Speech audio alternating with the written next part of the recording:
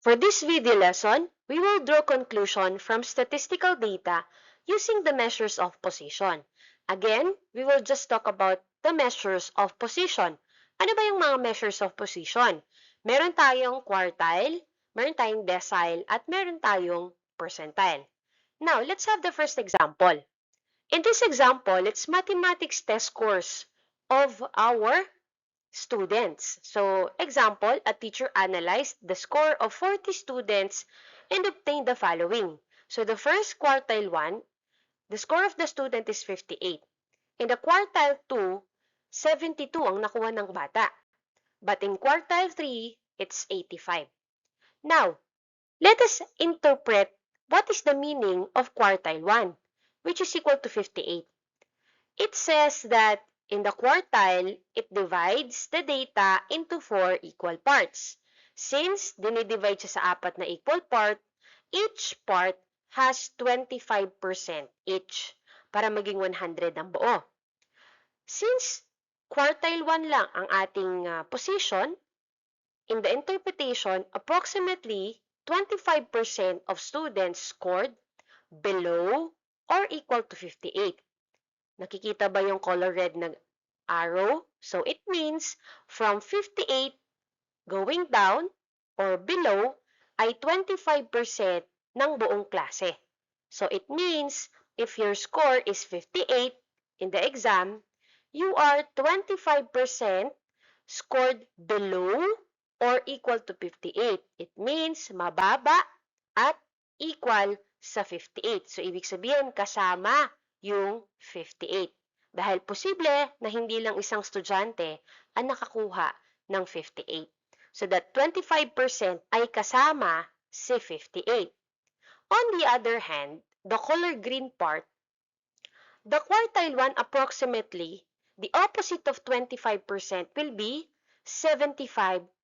So yung natitila dito sa right side, yung kulay green, that is the 75% of the students that scored, of course, it's above 58. So, ibig sabihin, yung mga estudyante na mas mataas sa 58 is approximately 75% ng buong klase. Okay? So, that is the interpretation for Q1 or quartile 1. How about in quartile 2? In quartile 2, alam naman natin that quartile 2 is equal to median or kalahati. Look at the green and the red arrow. Approximately 50% of the students scored below or equal to 72. So, si below at saka si equal, pareha silang magkasama.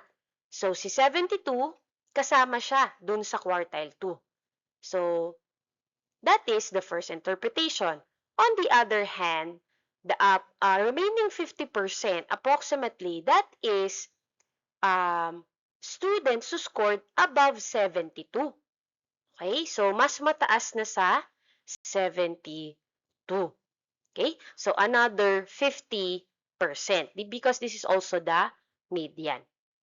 How about on the quartile 3, it is equal to 85. It means that approximately 75% of the students, the color red one, scored below or equal to 85. So, mas marami na ang mas mababa at equal sa 85 dito sa ating quartile 3.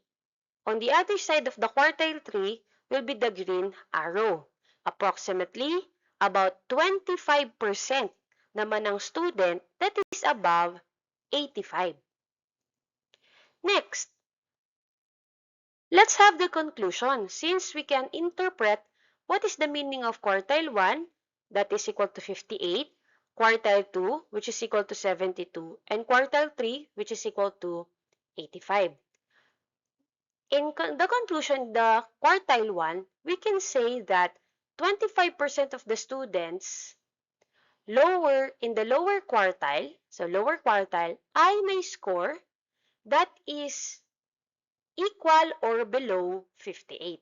So it means that those students na may score that is 55, 58 and below will be in the lower quartile. Okay? Nasa lower quartile.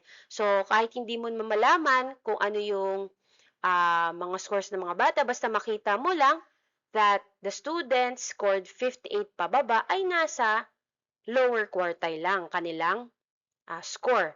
While on the other hand, median score is 72, it means that kung ang bata ay nakakuha ng 72 pababa, nandun siya sa gitna. So, half of the score is 72 in the distribution of the score. Oh, so meaning half of the students scored below 72 and the other half scored above 72. So, alam na natin na kalahati ay 72 below at yung kalahati ay mas mataas sa 72. Okay? So, on the quartile 3, no? In the quartile 3, it says that approximately 75% naman daw ang mga estudyante ang nasa upper quartile at ang score nila should be 85. Okay? And below. So let's say for example, ang score ng estudyante ay nasa 85. It means that nandun siya sa quartile 3. 75% na estudyante ang mas mababa sa kanya at equal sa kanya. So, good score yon. So, it means pag tumaas pa siya ng 85, let's say ang score niya ay 86, mas good yon. Ibig sabihin, nasa above siya ng quartile 3. Okay? So, that's the conclusion.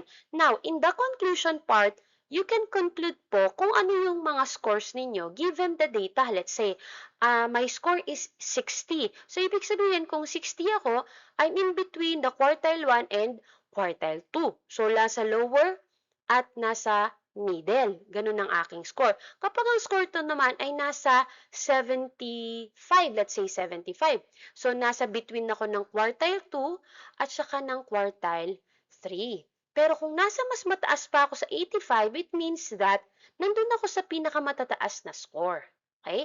That is the conclusion in the first example. Okay. Next, for example number 2, we have science quiz. Anna obtained a score of 80. And her percentile rank is 75th percentile. Ibig sabihin, sa interpretation, approximately 75% of the scores ay below or equal to Anna's score. Mas mababa at equal sa score ni Anna, which is 80. Now, what is our conclusion? 75%. Tingnan ba natin kung ang score ni Anna ay good or bad? Anna's score is 80. Since it's at 75th percentile, ilang percent ang mas mababa sa kanya? Based sa interpretation, it's 75%. On the other hand, 25% lang yung mas mataas sa score ni Anna. So, it represents that Anna's score, which is 80, represents a relatively high position in the group since 75th percentile siya at may 75% ang mas mababa kay Anna or equal sa score ni Anna. That is her position or score in the science quiz. Okay? So, let's have the next example. In the reading assessment, Luffy of grade 10 Marino reading assessment result is at 90th percentile. So, kung 90th percentile ang reading assessment ni Luffy, that is P90, the interpretation is approximately 90% because 1% each percentile. So, 90% of the students in 10 Marino, sa buong section nila, ay scored below, mababa kay Luffy or equal din to Luffy's score. So, pantay lang sila. But it's still 90%. No? So, what is the conclusion? Luffy has relatively high standing among the students in 10 Marino. Kasi 10% lang ang mas mataas sa kanya. So, 90% mataas na yon. Okay? So, medyo basis natin dyan is the passing score of the DepEd, which is 70%. No? Pero 50%, hindi kasi yun yung passing niya. So, nasa 70% kung may transmutation table. Pero, kung walang transmutation table, 75 ang passing. No? So, relatively high talaga ang standing ni Luffy sa reading assessment. So, in the conclusion, it is based on the scores na binigay natin sa interpretation. Okay? So, next, let's For the next example, we have the standardized assessment. So the two students took the same test, that standardized assessment, si Juan tsaka si Pedro, but the result is in decile. Okay? Now, it's decile 6 si Juan at si decile 8 naman si Pedro. In the interpretation, we can actually use other measures of position kasi pare-pares lang naman sila. It is based on the number of division lang. So, si D6 ay equivalent also to 60th percentile. Okay? Kasi they are both 60%. So, in the interpretation, we can use percentile. Ma'am, we can use decile din po ba? Pwede naman. Pero, pwede din naman yung percentile since ang percentile ay pwede rin makita sa percentile rank. So, 60th percentile, that is 60%. While Pedro is in the 80th percentile. So, ibig sabihin, 60% sa interpretation ay mababa sa score ni Juan. Only 60%. While Pedro is 80%. So, 80th percentile ang position ni Pedro. 80% ang mas mababa or equal sa kanyang score.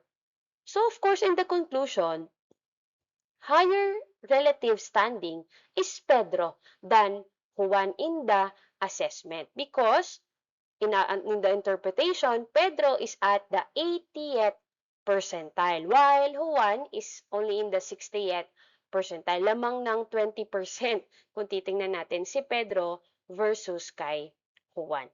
Okay?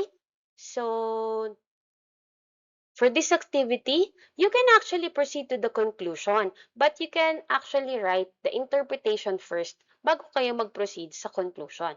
So, a school analyzes student attendance naman for this time.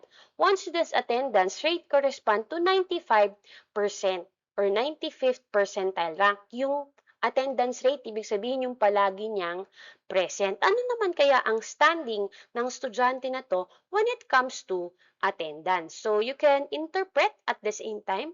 After the interpretation, you can write the conclusion. Mabait ba tong batang to? Actually, in the conclusion part, pwede kayo magbigay ng ibang conclusion based on the interpretation na nilagay ninyo. Okay? For the number 2 naman, mathematics performance of two classes. So, class A at saka class B. The median scores of two classes are 76 and 68. Quartile 2, again, it is also equal to median. So, in this case, you can actually compare the two classes. Kung ano ang mas mataas kaya na kanilang median score or sino yung mas mababang median score and so on and so forth. So, of course, you have to interpret first, no? Ano ba ibig sabihin ng Q2? Ano ba ibig sabihin ng Q2 equals 76, Q2 equals 60 before you conclude, no? To compare doon sa dalawang klase. Okay. So, thank you for watching. I'm also again, Ma'am Chris. And sa lahat ng ginagawa natin, ibigay natin ang karunungan natin, ay ialay natin sa ating Panginoon. And hanggang sa muli. Bye-bye!